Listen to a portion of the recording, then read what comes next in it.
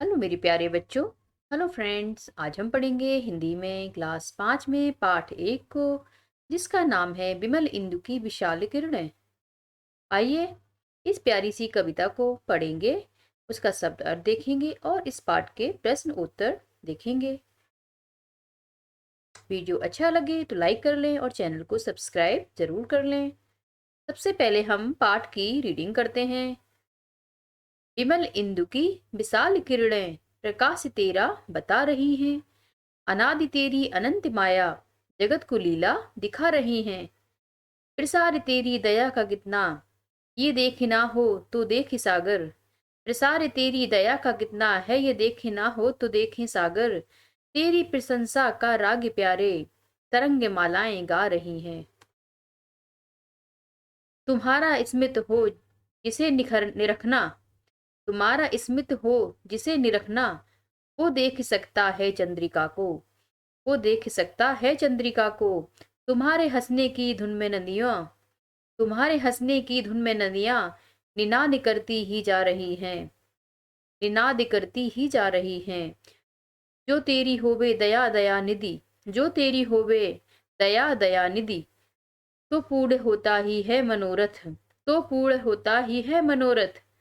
सभी ये कहते पुकार करके, सभी ये कहते पुकार करके, यही तो आशा दिला रही है, यही तो आशा दिला रही है। तो ये प्यारी सी कविता लिखी है जयशंकर प्रसाद जी ने। आइए पढ़ते हैं इनके बारे में थोड़ा सा। तो जयशंकर प्रसाद जी 1889 से 1937 यानी 1889 1937 ने कामायनी जैसे विश्व विख्यात महाकाव्य की रचना की। इन्होंने अनेक ऐतिहासिक नाटकों, उपन्यासों और कहानियों की रचना भी की। चंद्रगुप्त, कंकाल, तितली आदि इनकी प्रमुख रचनाएं हैं। अब हम इसके अर्थ को देख लेते हैं। इस प्यारी सी कविता है, इसके भावार्थ को देखेंगे। तो विमल इंदु, सबसे पहले हम पहला पैराग्राफ लेंगे। डैश डैश दिखा रही है, तो इसका भावार्थ पढ़ेंगे। कवि प्रसाद जी ईश्वर की महिमा का बखान करते हुए कहते हैं कि स्वच्छ चंद्रमा की उन्नत किरणें अर्थात चांदनी ईश्वर के प्रकाश को लक्षित कर रही है। ईश्वर की माया अनादि और अनंत है, यह हमेशा रहने वाली है और सारे संसार को ईश्वर का चमत्कार दिखा रही है।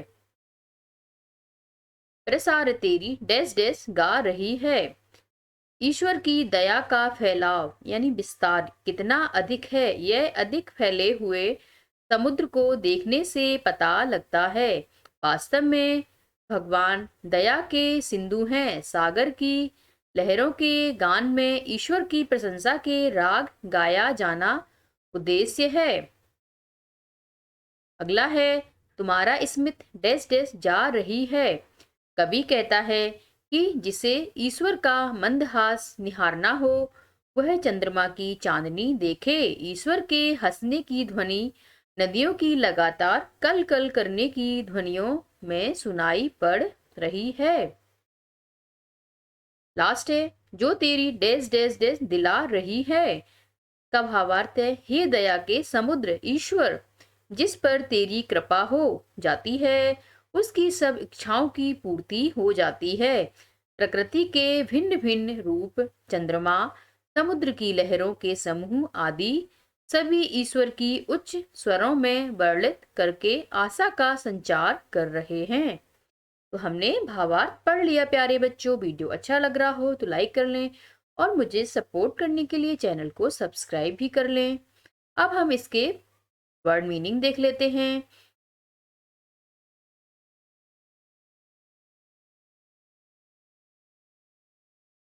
तो अनादि जिसका आरंभ ना हो, अनंत जिसका अंत ना हो, मनोरथ इच्छा, काम मन की कामना, दयानिधि दया का सागर या फिर ईश्वर, चंद्रिका चांदनी, स्मित मदहास मुस्कान, प्रसार फैलाव, निनाद यानी गुंजार, तरंग मालाएं लहरों के समूह। यह मुस्कान में ये सल्यम वाला शाह आएगा, ये गलत लिख गया, सही कर लेना इसे।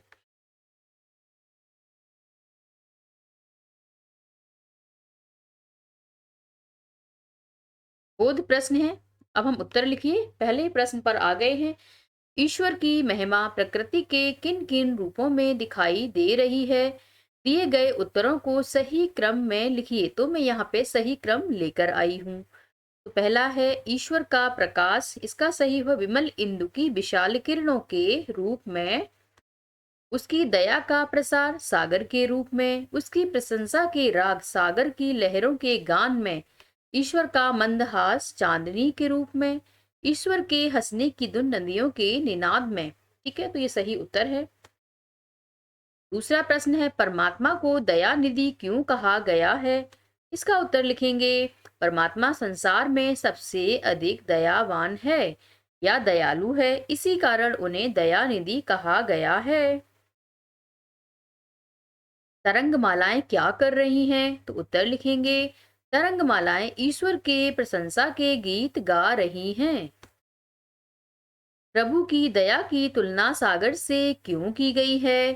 तो उत्तर है जिस प्रकार सागर का फैलाव बहुत अधिक है, उसी प्रकार प्रभु की दया का फैलाव अनंत है। पंक्तियों का भाव स्पष्ट कीजिए। तुम्हारे हंसने की धुन में नदियां निनाद करती ही जा रही हैं। तो उत्तर है ईश्वर के हंसने की ध्वनि नदियों के लगातार कल कल करने की ध्वनियों में सुनाई दे रही है।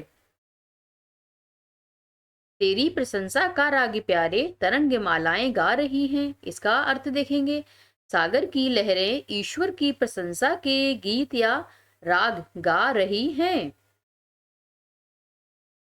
सोच विचार, तीसरे प्रश्न पे आ गए। सोच विचार बताइए।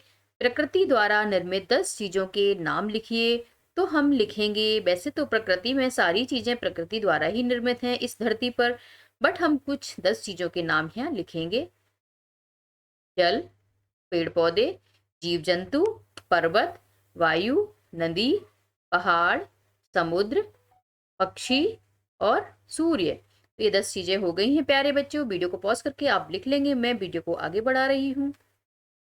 अब है खा, मानव द्वारा निर्मित 20 चीजों के नाम। तो जब से मानव इस धरती पर पैदा हुआ है, उसने बहुत सारी चीजों का आविष्कार किया है, बहुत सारी चीजों का निर्माण किया है। उन्हीं में से हम कुछ 20 चीजों के नाम यहाँ पर देखेंगे प्यारे बच्चों।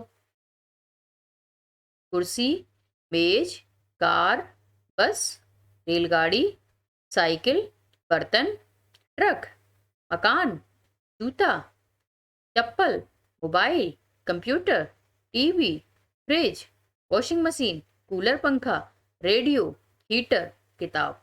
इस तरह से हम 20 चीजें लिख लेंगे। अब भाषा के रंग। तो नीचे लिखे शब्दों के तुकांत शब्द लिखिए। जैसे सागर का गागर, यानी जब हम बोलें तो उनकी ध्वनियां एक जैसी निकलें, यानी इनका साउंड पीछे से एक जैसा हो, उन्हें हम तुकांत शब्द कहते हैं। तो इंदु का हो जाएगा बिंदु, धुन का हो जाएगा घुन, माया का हो जाएगा साया, काया, लीला का हो जाएगा पीला या फिर नीला, मिला का हो जाएगा जिला या किला। और भी बहुत सारे हो सकते हैं, आपको जो अच्छा लगे आप वो लिख लें मेरे प्यारे बच्चों। चौथे का खा है। नीचे दिए गए शब्दों के समानार्थी शब्द लिखिए। जैसे इंदु का है चंद्रमा, प्रकाश का हो जाएगा रोशनी, सागर का हो जाएगा समुद्र, मनोरथ का हो जाएगा अभिलाषा, जगत का हो जाएगा संसार, तरंग का हो जाएगा लहरें। ठीक है, आप और भी लिख सकते हैं, और भी बहुत सारे होते हैं। ठीक है, प्रकाश का उजाला भी होता है, सागर के भी बहुत सारे होते हैं, समुद्र का बारिद होता है। ठीक है, मनो अभिलाषा इच्छा होता है, जगत संसार दुनिया विश्व हो सकता है। ठीक है, इस तरह हम बहुत सारे लिख सकते हैं, बट हमने यहाँ पर एक एक ही लिखा है बच्चों। आगे बढ़ेंगे। पांचवा है आपकी कलम से। सुबह शाम के दृश्यों को देखकर जो छवि आपके मन में उभरती है, उसे अपने शब्दों में लिखिए। तो वैसे तो मेरे प्यारे बच्चों ये उत्तर आपकी कलम से आएगा, लेकिन मैं आपकी हेल्प यहाँ कर सकती हूँ।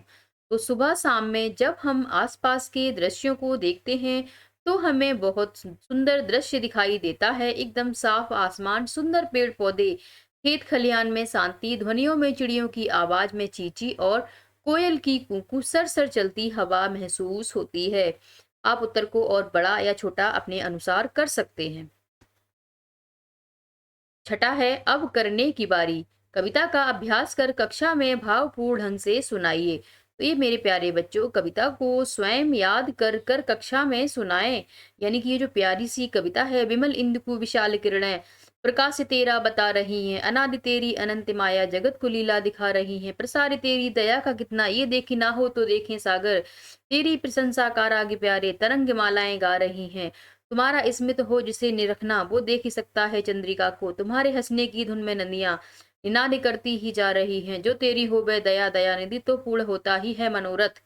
सभी ये कहते पुकार करके यही तो आशा दिला रही है। ये कविता आपको याद करके भावपूर्ण ढंग से अपनी क्लास में सुनानी है प्यारे बच्चों। ठीक है, आगे पढ़ेंगे। 7वां प्रश्न है, इस कविता को ध्यान पूर्वक पढ़िए। पथ मेरा आलोकित कर दो, नबल विप्रात की नबल रश्मियों से मेरे उर का तामे हर दो।